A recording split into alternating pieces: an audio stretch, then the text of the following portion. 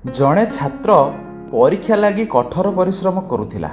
ତା ସହିତ ସେ ପରୀକ୍ଷାରେ ପ୍ରଥମ ହେବା ଲାଗି ଭଗବାନଙ୍କୁ ପ୍ରାର୍ଥନା ମଧ୍ୟ କରୁଥିଲା। ଥରେ ସେ ରାତିରେ ଶୋଇବା ବେଳେ ଭଗବାନଙ୍କୁ ପ୍ରାର୍ଥନା କରି କହିଲା, ପ୍ରଭୁ, ଆଉ ମାତ୍ର 2 ଦିନ ପରେ ମୋର ପରୀକ୍ଷା। ଯଦି ଆପଣଙ୍କ ଆଶୀର୍ବାଦରୁ ମୁଁ ପରୀକ୍ଷାରେ ପ୍ରଥମ ହୁଏ, ତେବେ ମୁଁ ଜାଣିବି ଯେ ମୋ ପ୍ରାପ୍ୟ ମୋତେ ମିଳିଲା, ଆଉ ମୋ ମନରେ କୌଣସି ଦୁଃଖ ରହିବ ନାହିଁ। ରାତିରେ ସେ ଭଗବାନଙ୍କୁ ସ୍ୱପ୍ନରେ ଦେଖିଲା। ସ୍ୱପ୍ନରେ ଭଗବାନ ତାକୁ କହିଲେ, ପୁଅ, ବ୍ୟସ୍ତ ହୁଅ ନାହିଁ, ତୁ ତ ପ୍ରାପ୍ୟ ପାଇବୁ। ସକାଳୁ ନିଦରୁ ଉଠି ପିଲାଟି ତା ବାପାଙ୍କୁ ସବୁ କଥା କହିଲା।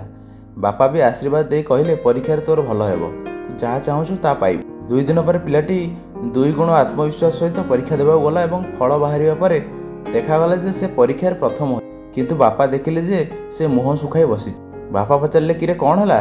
ପରୀକ୍ଷାରେ ତ ପ୍ରଥମ ହେଲୁ, ଏବେ ପୁଣି କାହିଁ ମୁହଁ ଶୁଖାଇଛୁ? ପିଲାଟି କହିଲା, ମୋର ଜଣେ ସହପାଠୀ ଯେ କେବେ ବି ହେଲେ ପାଠ ପଢ଼େ ନାହିଁ, କେମିତି କେଜାଣି ପରୀକ୍ଷାରେ ମୋ ସହିତ ପ୍ରଥମ ହୋଇଛି। ତା ମାନେ ମୋର ଅକ୍ଳାନ୍ତ ପରିଶ୍ରମର କିଛି ମୂଲ୍ୟ ରହିଲା ନାହିଁ। ବାପା ପୁଅକୁ ପାଖକୁ ଟାଣି ନେଇ କହିଲେ, ଏ କି ବିଚିତ୍ର ବିଚାର! ତୋ ପରିଶ୍ରମର ଫଳ ତ ତୁ ପାଇଛୁ, ପୁଣି ମୂଲ୍ୟ ନାହିଁ ବୋଲି କାହିଁ କହୁଛୁ? ତୋର ସହପାଠୀର ସଫଳତା ତୋତେ କାହିଁକି ଦୁଃଖିତ କରୁଛି? ଭଗବାନ ଯାଚିତ ବା ଅଯାଚିତ ଭାବେ ଆଶୀର୍ବାଦ ଅଜାଡ଼ି ଦିଅନ୍ତି। ତେଣୁ ତୁମେ ଯଦି ତୁମ ପ୍ରାପ୍ୟଟି ପାଇଛ, ତେବେ ସନ୍ତୁଷ୍ଟ ହୋଇଯାଅ। ଆଉ ଜଣେ କେମିତି ତୁମ ଭାଷାରେ ହୁଏତ ଅପ୍ରାପ୍ୟ ହୋଇଗଲା, ସେଥିରେ ମୁଣ୍ଡ ଖେଳାଇ ମନ ଦୁଃଖ କର ନାହିଁ।